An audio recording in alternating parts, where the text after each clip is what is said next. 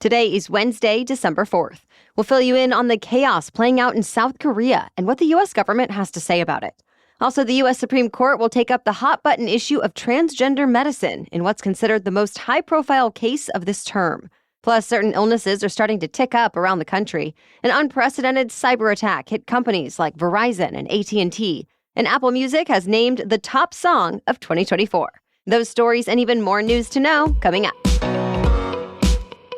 Welcome to The Newsworthy. All the day's news in around 10 minutes. Fast, fair, fun, and on the go. I'm Erica Mandy. Thanks so much for being here. You ready?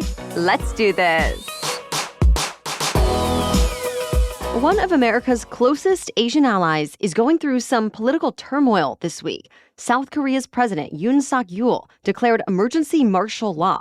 It's the first time South Korea has been under martial law since military dictatorship ended there back in the 1980s.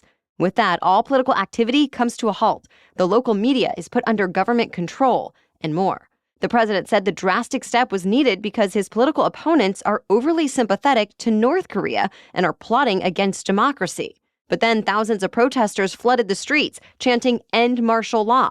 And just hours later, South Korea's legislature voted unanimously to do just that. So President Yoon lifted the order, and troops who had been deployed to enforce martial law returned to their bases. Back in the U.S., the White House says it's been in touch with South Korean counterparts and that the relationship between the two countries has not changed. Still, the U.S. State Department called the declaration of martial law a serious and grave concern. South Korea is home to the largest U.S. military base overseas and hosts nearly 30,000 American troops. Now, analysts expect weeks of political conflict in South Korea, including possible impeachment proceedings against President Yoon. President-elect Trump is facing new setbacks in his effort to staff up his second administration. This week, the veteran sheriff he chose to lead the Drug Enforcement Agency decided to pull his name from consideration. He explained, saying once the gravity of the responsibility set in, he realized it was best to bow out and focus on the work he's doing in Hillsborough County, Florida. But it also comes after he's gotten some conservative backlash. Some critics have called him a COVID tyrant because back in March in 2020, he decided to arrest a pastor who defied lockdown orders by holding large services at his church, though the charges were later dropped. So far, there's no word on who might replace him as Trump's DEA nominee. As you know, this comes after Trump's first pick for Attorney General, former Congressman Matt Gaetz, also decided not to go for the job after it became clear he did not have enough support from Senate Republicans. And another one of Trump's choices is now facing increased scrutiny, too. We're talking about former Fox News host Pete Hegseth, who Trump wants to run the Defense Department. Since he was first announced as Trump's pick, Hegseth has faced a growing number of allegations of sexual misconduct, excessive drinking, and more. There's also been debate about his qualifications and his opposition to women serving in combat roles. So reports say Hegseth might have trouble getting enough support in the Senate. Meanwhile, it appears the Trump transition team has listened to both Democrats and some Republicans who have pushed for more vetting. The team finally reached an agreement with the Justice Department to allow background checks for his nominees. Assuming they pass, they'll be able to get security clearances before taking office so they can see classified materials and more. Though it's not clear if they'll be able to opt out. Today, the U.S. Supreme Court is taking up a landmark case about transgender-related health care. Specifically, justices will be looking at a law in Tennessee that bans treatments like puberty blockers and hormone therapy for minors with gender dysphoria. Today, the U.S. Justice Department is expected to argue that the ban is discriminatory and in violation of the U.S. Constitution, which guarantees equal protection. On the other side, the state of Tennessee's point is that the law is justified. Tennessee lawmakers say it's really about protecting minors who aren't mature enough to fully understand and appreciate the long-term consequences of the treatments. Either way, the implications from this case go far beyond Tennessee. For starters, half of the states in the U.S. have measures on the books similar to Tennessee's. Also, lower courts around the country are handling disputes about transgender, bathroom access, school sports, pronouns, and more. And legal experts say the Supreme Court decision could help guide judges in those cases, too. The ruling is expected before the end of June. It's the time of year when respiratory illnesses start to spike. The CDC says there's been an uptick in RSV, especially in southern, central, and eastern states. Walking pneumonia is also on the rise. Doctors have been seeing high levels of it in toddlers since August. Same with whooping cough cases that are up sixfold from the same time last year. And flu cases that have just started to inch up in the last few weeks. Though one piece of good news, COVID-19 infections are low at the moment. And the CDC says most states are still seeing low levels of any serious respiratory cases, even if they are higher than the last couple of months. As always, the CDC and other top medical organizations recommend getting vaccinated for the flu and COVID-19. And the RSV vaccine is available for older adults, plus other people who are considered high risk. There's also an antibody for babies younger than 8 months. We have more news for you still coming up. But first, thanks to our sponsor, Trade Coffee. Want to give the gift your family or friend will be talking about all year long?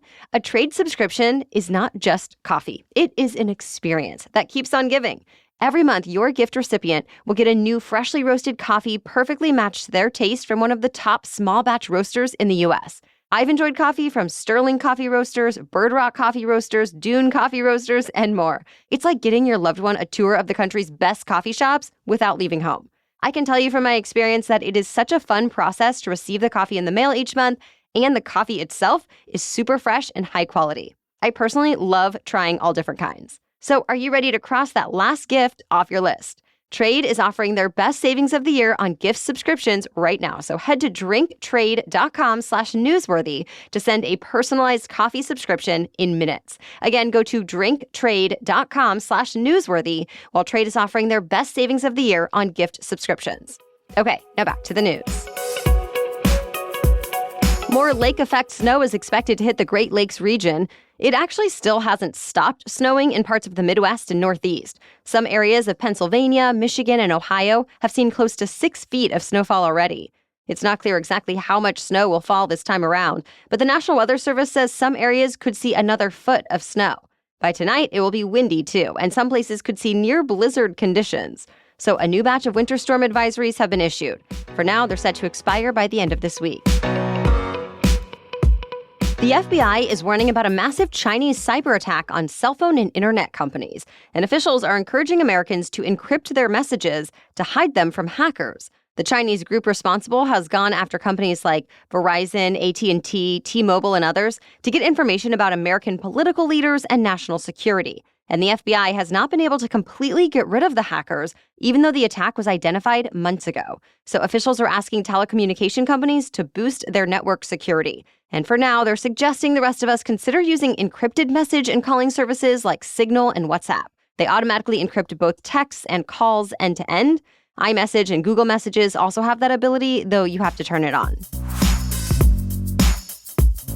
ChatGPT's much-hyped new search function may not be as good as its makers hoped. A Columbia University report found the artificial intelligence tool regularly returns false or misleading information, even from its partner websites. For example, researchers asked ChatGPT to identify 200 quotes from news articles. The chatbot responded with inaccurate sources more than 3/4 of the time. And ChatGPT usually gave its wrong answers in a confident tone, only admitting uncertainty 7 times. Meanwhile, search engines Google and Bing consistently return the correct source of the quotes in the top 3 results. The maker of ChatGPT, OpenAI, says it's impossible to fully address the issues raised in this report since the researchers did not release all of their data or methodology. But the company says it's always working to enhance search results. Apple Music revealed this week what its listeners played most in its year-end charts. It turns out the most listened to song was Kendrick Lamar's Not Like Us. Second on the list is Benson Boone's Beautiful Things. Then comes Sabrina Carpenter's Espresso in third. If you're curious what your listening trends were over the past year, you can check that out too with Apple Music Replay. Anyone with iOS 18 can see and share their top songs and artists of the year in the Apple Music app. Everyone else will have to go to the website. Spotify's version of this has been popular for years now. It's called Wrapped, and it's expected to come out soon. Other platforms are also trying to get in on the popularity of Spotify's recap. Amazon Music and YouTube Music have launched their own year-end roundups, as have newer music apps and social platforms. The iconic Rockefeller Center tree lighting ceremony is happening tonight. But you don't have to be in New York City to see it. It'll be broadcast during a live special hosted by Kelly Clarkson. This year's tree is a 74-foot Norway spruce. It's now decked out with 50,000 lights and a 900-pound Swarovski star made from 3 million crystals. To celebrate the tree lighting, there will be musical performances by Kelly Clarkson, plus the Backstreet Boys, Jennifer Hudson, and more. And of course, the Radio City Rockettes will make an appearance too. The Christmas in Rockefeller Center special will air on NBC and stream on Peacock live starting at 8 Eastern. And that's it for the main news today. So now it's time for Work Wednesday, when we break down one interesting career or work-related news story every Wednesday. But first, I want to tell you about our sponsor, Quince. Quince is about to become your go-to spot for all types of gifts that offer a little luxury at an affordable price. From Mongolian cashmere sweaters starting at just $50 to Italian leather handbags, European linen sheet sets, luggage sets, and so much more. And here's the best part. All Quince items are priced 50 to 80% less than similar brands. By partnering directly with top factories and cutting out the cost of the middleman, Quince is able to pass the savings on to us. And that's true for some of my favorite items I already have from Quince, like my organic cotton knit blazer. It's super comfortable yet sophisticated. I can throw it on over my washable silk tank from Quince, or another top with jeans and heels and feel like my best self. I also love that Quince only works with factories that use safe, ethical, and responsible manufacturing practices. And of course, premium fabrics and finishes for that luxury feel in every piece. So gift luxury this holiday season without the luxury price tag. Go to quince.com/newsworthy for 365-day returns plus free shipping on your order. That's QUINCE.com/newsworthy to get free shipping and 365-day returns. Quince.com/newsworthy. Okay, now back to Work Wednesday. Tens of thousands of disabled Americans may soon get a raise. The U.S. Labor Department unveiled a new plan to change a program that lets employers pay disabled workers far less than minimum wage. As part of the program, many disabled Americans work in what are known as sheltered workshops, separate from workers without disabilities. Employers can pay them based on productivity instead of hours worked, and some make less than 25 cents an hour. Opponents of the program say it's discriminatory, but supporters say it helps give disabled people meaningful, steady work, which they may not otherwise have the opportunity to get. Well, the Labor Department spent the last year reviewing the program and now says it's unnecessary, since there are opportunities, thanks to the Americans with Disabilities Act, that did not exist when the program was first created nearly 90 years ago. That said, the rules won't change right away. First, they have to go through a public comment period that will end right around the time when President-elect Trump takes office. So it will likely be up to his administration to look at public comments, respond to them, then decide whether or not to make the rule change final. If it does take effect, employers will have 3 years to give everyone on the payroll a full wage of at least $7.25 an hour, though all new hires will have to make at least minimum wage right now. Then the rule change might get challenged in court, so stay tuned. Thank you so much for listening today and sharing the show. You can further support our work here by becoming a Newsworthy Insider. You can access ad-free episodes on most podcast apps. You can also gift a Newsworthy Insider membership to the fellow listener in your life. To learn more and even get a free trial, go to thenewsworthy.com/insider. And Wondery Plus subscribers can listen to episodes of The Newsworthy ad-free in the Wondery app.